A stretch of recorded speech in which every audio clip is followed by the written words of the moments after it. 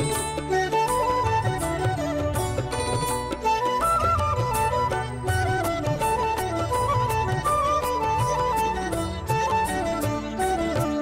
TV presents mom's kitchen కి స్వాగతం.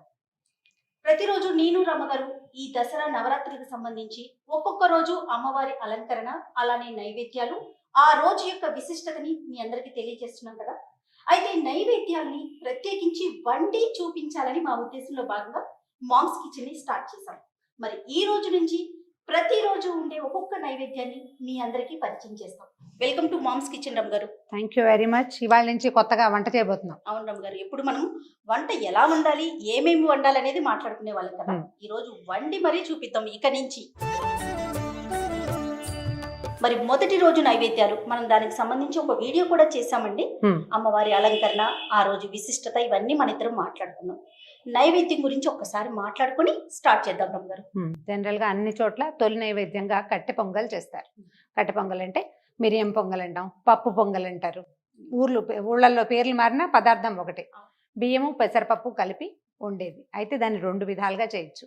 అన్నం వండేసి పైన తాలింపు పెట్టే విధానం ఒకటి. మనం తాపీగా ఉన్నప్పుడు దాన్ని టిఫిన్ లాగా చేసుకునేటప్పుడు పైన తాలింపు కరకరలాడాలి, జీడిపప్పు పంటి కింద తగలాలి, ఉండాలని. అయితే మనం ప్రసాదంగా చేసుకునేటప్పుడు మనకు కొంచెం సమయాభావం ఉంటుంది. అంటే పూజ కదా, గబగబా చేసుకోవాలి. అందుకని తాలింపు అన్నము ఒకేసారి చేసే విధానాన్ని చూపిద్దాం. తప్పకుండా అండి. కుక్కర్ పెట్టు. ఓకే. ఇది వరకు ఇత్తడి గిన్నెల్లో చేసుకునేవాళ్ళు. ఇత్తడి గిన్నె ఏం చేస్తాం, గిన్నె కాలబెట్టి దాంట్లో నూనె వేసి తగిన సామాన్లు తాలింపు వేసేసి అప్పుడు నీళ్ళు పోసి బియ్యం వేసి పెట్టుకోవటం.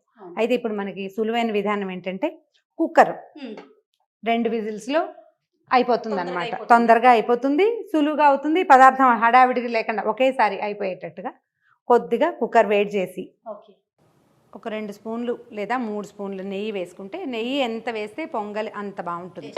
మామూలుగా నెయ్యి నూనె కలిపి వేసుకుంటారు. మనం పండక్కి కదా చేస్తున్నాము. నెయ్యి వేడెక్కింది కదా, మిరియాలు, ఎండుమిర్చి, తర్వాత జీడిపప్పు. ఓకే. ఒకవేళ మన ఇంట్లో పిల్లలు ఉండి తినరని అనుమానం ఉంటే మిరియాలను ఒక దెబ్బ కొట్టి వేస్తే చక్కగా తెలీదు వాళ్ళకి.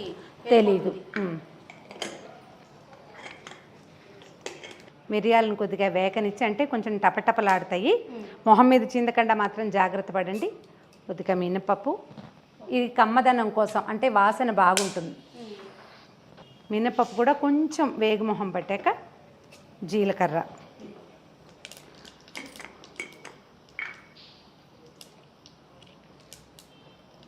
తర్వాత మన కారాన్ని అనుసరించి సాధారణంగా ఒక 2 మిరపకాయలు వేస్తే సరిపోతుంది. మనం మిరియాలు వేసాం కదా, అయినా కూడా ఎండుమిర్చి వేస్తేనే బాగుంటుంది. వేస్తే బాగుంటుంది. ఎక్కువ తగలదు, అంత ఘాటుగా ఏముండదు. తర్వాత ఇది కొంచెం ఎర్రబడుతూ ఉండగానే మనం ఏం చేయొచ్చు, ఇందులో ఇంగువ ఈ పొంగలికి చాలా తప్పనిసరిగా వాడుకోవాలి. ఇంగువ వేసాక చిన్న చిన్న అల్లం ముక్కలు వేసి వేయించేసుకుని కొద్దిగా వేగాక జీడిపప్పు ముక్కలు వేసుకోవాలి. ఆ తర్వాత నీళ్ళు పోసేయటం, నీళ్ళు కొంచెం వేడెక్కగానే బియ్యం అవి వేసేసుకోవటం. తర్వాత కరివేపాకు. వాసనే వేరు, అద్భుతం. నచ్చిన వాళ్ళకి భలే ఉంటుంది. అంటే మనకి నచ్చాలి కదా టేస్ట్. అయితే ఇప్పుడు మనం ఎన్ని గ్లాసుల రైస్ ఎంత ఇది చేయదలుచుకున్నామో దాన్ని బట్టి అన్ని గ్లాసులకి 3 ఇంచుమించుగా మనం ఇప్పుడు ఒక గ్లాసు చేయదలుచుకున్నాం అనుకుందాం. తీసేయాలి. ఒక గ్లాసుకి 3 గ్లాసుల నీళ్ళు, 2 3 గ్లాసులు. ఇంకొక ½ గ్లాస్ వేద్దాము, ఎందుకంటే మనం పెసరపప్పు వేస్తాం కదా దానికోసమని. ఓకే. దాన్ని ఇంకేం చేయక్కర్లేదు, దాని దారిన అది కాగుతుంది. ఈ లోపల మనం బియ్యం పెసరపప్పు కలిపి కడిగేసుకుందాం. ఇప్పుడు మనం 3.5 గ్లాసులు నీళ్ళు పోసాం అంటే ఓ గ్లాస్ కొలత మంది, ఒక 3/4 గ్లాస్ బియ్యం, ఒక ½ గ్లాసు పెసరపప్పు, అంతే. సరిగ్గా ఈ నీళ్ళకి సరిపోతుంది అనమాట. కొంచెం నెయ్యి వేసుకున్నాం, తాలింపు గింజలు వేసుకున్నాం, మిరియాలు, జీలకర్ర, ఇంకా మన టేస్ట్కి అనుసరించి ఇందులో వెల్లుల్లిపాయలు లాంటివి వేయము. వెల్లుల్లిపాయలు వేయం. అయితే మనం జీడిపప్పు వేసుకుంటాం మామూలుగా, మనం జీడిపప్పు వేయలేదు, నేను తెచ్చిపెట్టే కానీ. మళ్ళీ వేయించి వేసుకోవాలి. నీళ్ళు వేడెక్కిపోయినాయి, నువ్వు ఒక స్పూను ఉప్పు వేసేసే. ఇందులో ఉప్పు వేస్తే పప్పు అన్నం ఉడుకుతాయా అలాంటి అనుమానాలు ఏమీ పడక్కర్లేదు. కుక్కర్లో అన్నీ ఉడికిపోతాయి, అంత పట్టదు, కొంచెం తగ్గించుకోవాలి. ఒక గ్లాసే కదా, అదేసి. తక్కువైనా పర్వాలేదండి, ఎక్కువైతేనే. అంటే పొంగల్లో తర్వాత కలుపుకోలేము. అవును. మన దగ్గర బియ్యము పప్పు కడిగి పెట్టుకున్నాం కదా, అది వేసేసుకోండి. ఏ నీళ్ళు ఎక్కువ వేడెక్కాల్సిన అవసరం కూడా లేదు. మీరు ఎంత స్పీడ్గా అయినా ఈ పని చేసేసుకోవచ్చు.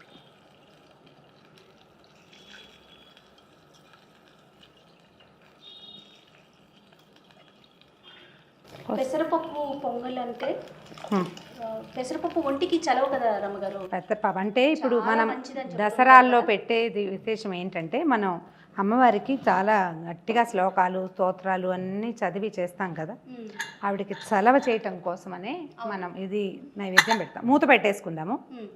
మూత పెట్టేశాక అప్పుడు మనం జీడిపప్పుని చివరికి తిరగమాత వేసుకుందాం. ఓకే, ఇదేంటంటే మనం పండగ కోసం చేసుకుంటున్నాము, తొందరగా అయిపోవాలి.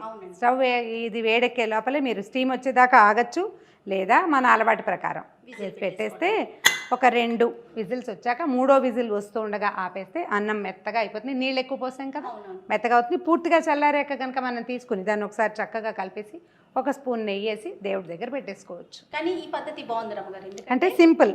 రకరకాల నైవేద్యాలు చేయాలి ఆ రోజు, ఇంకా వేరే పూజ విధానం, పూజ గది సర్దుకోవటం, ఇలాంటి పనులన్నీ ఉంటాయి కదా, తొందరగా అయిపోతాయి. ఎక్కువ చేసుకోవడానికి ఒకసారి కుక్కర్ పెట్టేస్తే దాని దారిన అది అయిపోతుంది. ఒకవేళ మనం ఇత్తడి గిన్నెలో చేసుకున్నా కూడా, గిన్నెలో చేస్తాం, నేను చేస్తాను అట్లా. మనం ఇక్కడ కుక్కర్తో చేస్తాం, కానీ నేను ఇత్తడి గిన్నె పెడతాను. అందులో ఈ తాలింపు దినుసులు అన్నీ వేసేస్తాం, నీళ్ళు పోసేసి బియ్యం వేసేస్తాను. కొంచెం హైలో ఉంచితే కాసేపటికి అన్నం పొంగొస్తుంది కదా, అప్పుడు సిమ్లో పెట్టి ఒక మూత పెడితే ఒక 10 నిమిషాలు ఉంటే అన్నం కొంచెం వదులుగా మెత్తగా ఉడుకుతుంది, చాలా తొందరగా అయిపోతుంది. గిన్నె తీసుకెళ్ళి దేవుడి దగ్గర పెట్టేసుకోవటమే.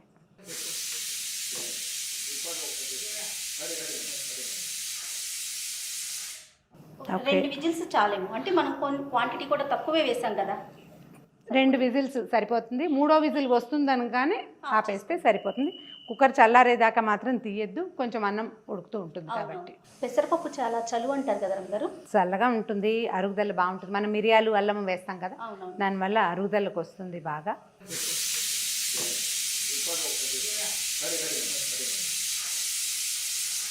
రెండు విజిల్స్ వచ్చేసినాయి చేయ. అవునండి. ఇంకొక విజిల్ రాకముందే మనం ఆపేసుకోవచ్చు. ఇది వరకు మనం నీళ్ళు పోసి ఉండేం కదా, పాలు పోసి కూడా ఉండేవాళ్ళు, ఎక్కువ కమ్మగా ఉంటుందని చెప్పి. కొంచెం పాలు పోస్తే కాస్త మెస్సీగా అవుతుంది, కుక్కరు పైకి వచ్చేసి అంతా మీగడగా అయ్యి అలా అవుతుంది. కానీ పాలు పోసి వండినా కూడా చాలా కమ్మగా ఉంటుంది, బాగుంటుంది అనమాట. లేకపోతే మనం ఇట్లా చేసుకుంటాం. యాక్చువల్గా మనము మామ్లో రెగ్యులర్గా వీడియోస్ కంటెంట్ మాట్లాడుకుంటూ ఉంటాము. అలానే కొన్ని వంటలు ఉదయం పూట చేసుకునేవి, టిఫిన్లు కానీ స్నాక్స్ కానీ, రకరకాల పచ్చళ్ళు పళ్ళు ఎన్నో మాట్లాడుకున్నాం కదా. మాకేమనిపించిందంటే వాటిని చేసి చూపిద్దాం. ప్రతిదీ కూడా కొంచెం టైం పడుతుంది, కానీ టైం పట్టినా కూడా ఖచ్చితంగా అందించాలి, ఈ కంటెంట్ కూడా తీసుకెళ్ళాలి అని చెప్పి సుమన్ టీవీ మామ్స్ కిచెన్ని స్టార్ట్ చేసామండి. మంచి ఆలోచనే. అంటే ఇవన్నీ తెలిసినవే అయినా కూడా కొంచెం ఈజీ మెథడ్, తొందరగా అయిపోవటం.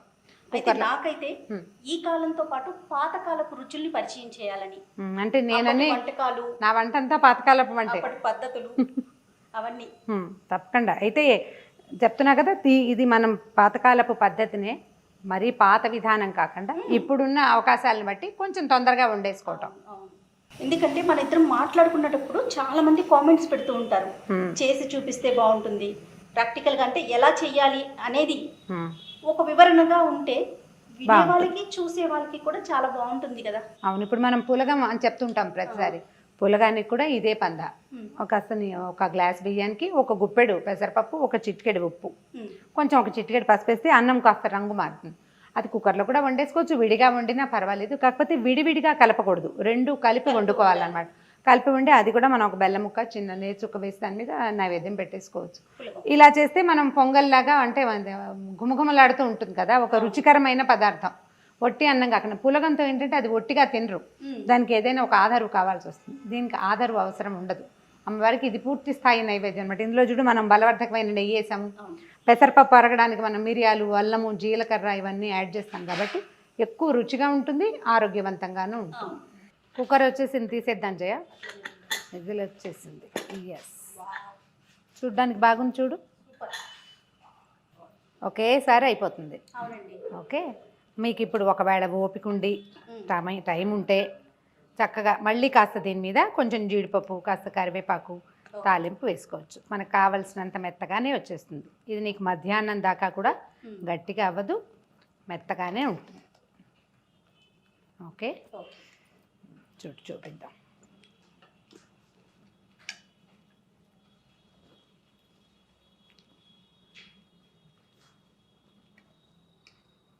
దేవాలయంలో పెడతారు చూడు, అట్లా వస్తుంది. ఒకవేళ మన దగ్గర ఉండే మరీ పాత బియ్యం అనుకో, అప్పుడు ఇంకా కొంచెం ఎక్కువ నీళ్ళు పోసుకోవాలి, నీళ్ళు ఎక్కువ పోసుకోవాలి. ఓకే, సాధారణంగా దేవాలయాల్లో ఎక్కువగా చేస్తూ ఉంటారు కదా రమ్మగారు కట్టె పొంగలి. ఎక్కువ చేస్తారు, అంటే ఇది ధనుర్మాసం రోజుల్లోనూ అప్పుడు ఎక్కువ చేస్తారు కదా.